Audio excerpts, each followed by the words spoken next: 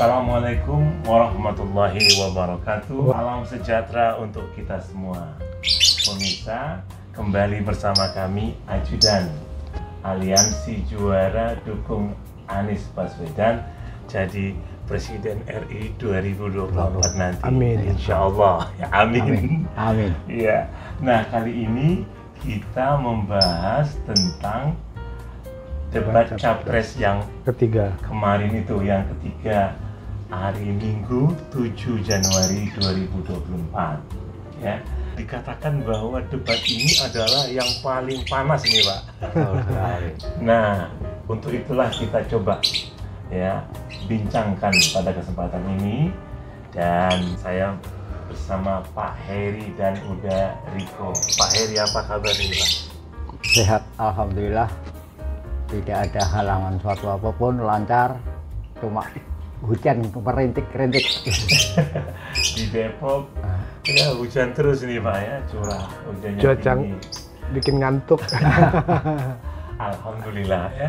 Nah, Uda Riko, bagaimana kabarnya? Alhamdulillah baik. Mudah-mudahan Bang Hari juga sehat sama pemirsa Ajudan. Ya, baiklah pemirsa, kita langsung saja. Saya mau ke Pak Heri dulu ini, Pak. Tolong dong dikasih komentarnya bahwa dalam debat itu nampaknya ya berhadapan lagi nih Prabowo dan Anies. Ya. Seperti yang kemarin. Nah, Ganjar ada nyerang dikit, ya, menyampaikan data-data argumentasinya ya, tapi tidak terlalu menohok seperti Pak Anies ya. Nah, gimana ini Pak Heri, monggo. Ya begini Pak Ari, karena temanya adalah pertahanan, Prabowo semestinya menjadi bintang. Karena dia mantan jenderal. Betul. Dan sekarang menjabat Menteri Pertahanan. Soal pertahanan adalah ibarat kata itu cemilan atau makanannya dia. Dia berkesempatan promosi sebagai pencapaian yang dilakukannya, baik fisik maupun non fisik. Tetapi yang terjadi sebaliknya, Pak Ari. Yang terjadi sebaliknya, Prabowo malah tertekan. Dan seperti biasa kumat lagi itu, emosi, darah tingginya naik itu, nada bicaranya tinggi, dan paling parah memotong perkataan Anies. Memotong perkataan Anies. Dia masih sedang bicara, Pak Anies masih sedang bicara itu. Ini jelas melanggar aturan debat. Begitulah Pak. Oke, jadi kesimpulan awal dari Pak Heri, kembali Pak Prabowo tidak bisa mengontrol emosi, ya, bahkan sampai memotong giliran Pak Anies bicara. Oke, melanggar debat ini aturannya. Lanjut ini kita ke Uda Riko. Pemirsa juga tahu bahwa di situ nampak sekali Pak Ganjar menyiapkan data. Ya, argumen, menilai kelemahan kekurangan pertahanan Indonesia. Pak Anies juga begitu. Nah, ini sebenarnya wajarkah dalam sebuah debat atau bagaimana? Silakan Uda Riko. Sebagai oposisi di luar kabinet dan dalam sebuah debat pula, adalah wajar bila Ganjar dan Anies menyampaikan berbagai data dan fakta yang menjadi kelemahan dan kekurangan pertahanan Indonesia. Lalu mereka menyampaikan ide, gagasan masing-masing untuk memperbaikinya.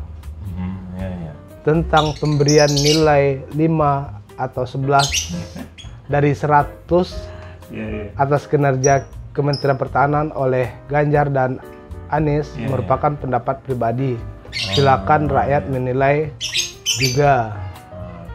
Jadi wajar mereka menyampaikan data. Wajar sekali tentang pertahanan. Itu pemirsa. Bang Ari dan Pak Heri, harusnya Prabowo bisa membela diri dengan menyampaikan program apa yang berhasil dilakukannya. Jangan lebih banyak memilih bungkam dengan alasan rahasia negara. Gitu ya Pak ya. Ini kesempatan Prabowo ya untuk ngomong tentang prestasinya. Benar. Jangan apa-apa rahasia negara. Itu mungkin poinnya ya. ini memang jadi perdebatan ya Pak ya. Iya benar. Ya, mana sih yang rahasia, mana yang bisa dibuka.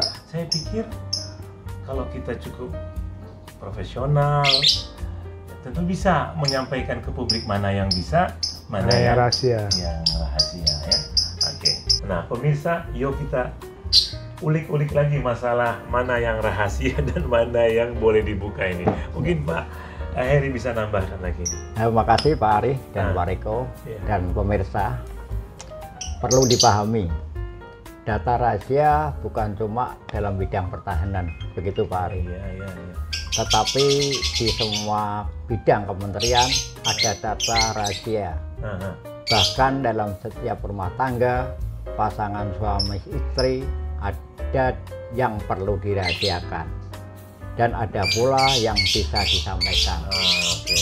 Menurut Ganjar, sebagian data yang disampaikannya diperoleh dari laman resmi Kementerian Polhukam dan bisa diakses publik. Nah, ya ternyata data ada yang bisa diakses publik tentang pertahanan, ya. Mungkin anggaran gitu Pak ya. Tapi kalau strategi intelijensi ya, itu memang rahasia. Ya ada yang rahasia ya. Jadi bijaksana lah ya. Iya. Nah, gini Pak Ari. KPU tentu nggak bodoh. Mengapa menentukan pertahanan sebagai tema debat dan sudah menyiapkan sejumlah pertanyaan berkaitan dengan pertahanan. Tentu Prabowo bisa menjawab secara umum dan normatif. Tidak sampai detail-detailnya. Kalau memang pertahanan semuanya serba rahasia, ya sejak awal jangan diadakan. Begitulah Pak Ari. Iya. Dengan judul pertahanan. Iya, tema pertahanan. Kalau memang sensitif nggak bisa dibuka ya. Jangan ya. Ngabisin uang dan waktu. Iya sekali. Oke, lanjut kita ini. Semua tahu, pemirsa juga, bahwa yang membuat Pak Prabowo emosian adalah saat Pak Anies menyinggung lahan miliknya. Ya, yang dikira awalnya ratusan, Anies pada ribuan dengan kekeh meralatnya menjadi ratusan ribu hektar. Ya, katanya ini menyerang pribadi ya, pendapat boleh beda ya. Silakan dari itu, mungkin tanggapannya. Bang Ari, soal tanah 340.000 hektar yang dimiliki oleh Prabowo tidak bisa dianggap sebagai serangan pribadi. Semua harta kekayaan pejabat negara, baik tanah, rumah, kendaraan, dan surat-surat berharga harus disampaikan oleh yang bersangkutan ke LKPN. Dan KPK akan membuatnya di laman resminya dan bisa diakses oleh publik. Ada semacam laporan harta kekayaan pejabat penyelenggara negara ya. TNI Polri juga.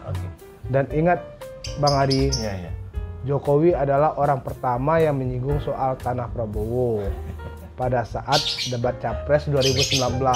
Iya. Ada videonya itu. Jadi bukan Anies. Jejak digital memang berat ya. Itu nggak bisa hilang itu. Apapun status tanahnya, HGU atau SHM, tetap saja rakyat bertanya-tanya kok bisa Prabowo menguasai lahan ratusan ribu hektar. Bisakah rakyat kecil, khususnya jutaan buruh tani untuk mendapat kesempatan mengelola tanah katakanlah 1 hektar dari negara untuk menyambung hidup? Ya memang sudah rahasia umum ya Pak ya. Banyak pengusaha Taipan yang pengusaha besar punya tanah di mana-mana ya Pak ya. Sementara buruh tani pun nggak punya apa-apa. Iya. Yang kaya makin kaya, tapi yang kita kaya makin kaya, yang miskin sama kami dibilang miskin. Kita iri dengki. Ya kan? Jadi ya serba susah juga ya. Nah pemirsa, selanjutnya ini tentang etik ya. Tampaknya Pak Anies concern sekali soal etik dan kembali mempertanyakan sikap Pak Prabowo tentang etik. Bagaimana ini Pak Heri? Ya gini Pak Ari, pernyataan Anies soal etik seorang calon presiden adalah relevan. Anies menilai Prabowo bisa kompromi soal etik, yaitu dengan tetap menggandeng Gibran, kurang syarat umur sebagai cawapres, begitu Pak Ari. Iya. Padahal Pak Ari, iya. Keputusan MK meloloskan Gibran itu sudah dinyatakan sebagai pelanggaran etik. Iya. Etik berat sekali oleh Majelis Kehormatan MK sebelum pendaftaran capres cawapres di KPU. Begitu Pak Ari. Jadi Pak Anies mau bilang Pak Prabowo kompromi sama soal etik ini. Sudah dinyatakan calon dia bermasalah, etik berat, tapi tetap aja terus. Iya, harusnya dipikir ulang gitu maksudnya. Ya bukannya gini Pak Ari. Iya. Bukannya menerima atau berargumen. Prabowo malah bilang Anies nggak pantas bicara etik. Begitu Pak Ari. Bahkan Prabowo menyindir Anies dengan sebutan profesor dan istilah omon-omon, begitu Pak Ari. Dan parahnya lagi, dua orang pendukungnya di bangku cadangan atau penonton Pak Ari memaki-maki Pak Anies dengan kata-kata kotor sekali. Wah, tidak enak didengar. Ada rekaman videonya kalau nggak percaya gitu. Jadi memang etik ini perlu ya Pak ya. Perlu ya Pak ya. Dan teladan harus dimulai dari pemimpinnya. Pemimpinnya. Mungkin ada tambahan dari Ya gini Bang Ari. Rakyat bisa menilai dengan mudah Prabowo dan para pendukungnya lah yang nggak punya etik. Rakyat juga menilai pendukung Prabowo yaitu Grace Natali dan Isyana Bagus Oka tidak punya hak protes langsung ke meja moderator debat. KPU menyatakan itu tidak patut dan akan memberi teguran. Kepada dua wanita ini pendukung setia Prabowo Gibran ini ya. Jadi kita udah tahu mereka mendatangi meja moderator, protes lah katanya penonton gini. Protes kalau sepak bola. Ternyata itu bukan mekanismenya ya kalau protesnya bukan begitu ya. Oke, kita udah bahas juga ternyata ini etiknya. Nah, ini bagian penutup. Saya selalu ingin menanyakan bagaimana kira-kira peluang Pak Anies dan Pak Muhaimin memenangkan Pilpres ini. Makin kemari ya, tinggal 30 hari lagi. Silakan mungkin udah Riko ya. Pemirsa, saya makin yakin Pak Anies akan menang di Pilpres 2024 besok. Insya Allah. Dan saya menyoroti pernyataan Pak Anies pada penutupan debat capres kemarin untuk memerdekakan Palestina. Ini good point ya. Sebagai rakyat Indonesia akan merasa senang karena presidennya menghapus penjajahan di muka bumi ini. Ini bertekad. Ini bagus ya. Rakyat Indonesia yang mayoritas Islam tentu ingin ya Palestina merdeka dan Indonesia aktif untuk memperjuangkannya. Mungkin Pak Heri lanjut ini ada kira-kira Pak. Ya begini pemirsa dan Pak Ari, Pak Riko. Saya sangat optimis 100% tahun 2024 Pak Anies akan menjadi presiden didampingi wakilnya Pak Muhaimin Iskandar. Insya Allah, amin ya. Tetapi Pak Ari, tolong itu dipantau nanti untuk pemilihan umum kecurangan-kecurangan. Itu harus kita perhatikan. Ada money politik, masalah uang, itu harus kita cermati. Kita kawal sampai jenjang akhir kalau bisa. Pemilu yang jujur dan adil. Itu dia pemirsa ya. Kemarin yang terbuka. Gitu. Kapten Timnas Amin ya. Ya Pak Saigu itu ya. Terus sudah mengatakan, ayo kita kawal perhitungan. Jangan pulang dulu jam 1 itu ya. Tungguin itu perhitungannya. Dan juga mungkin kita menghimbau ini pemirsa, Anda mungkin yang selama ini tidak mau nyoblos ya Pak, calonnya itu aja ya. Nah ini kesempatan kita punya calon yang baru yaitu dan Pak Anies ya, bagus ya. Ayolah 30% kurang lebih yang golput. Ya kami harapkan jangan sampai golput. Jangan golput, tapi ikut ke TPS. Satu suara berharga. Iya, ya, untuk perubahan Indonesia. Oke, pemirsa, Bunda Riko dan Pak Heri, demikian perbincangan kita. Semoga bermanfaat dan mohon maaf jika ada informasi kata yang salah. Dan akhir kata, kami ajak Anda, mari kita berjuang untuk perubahan. Assalamualaikum warahmatullahi wabarakatuh. Sampai jumpa.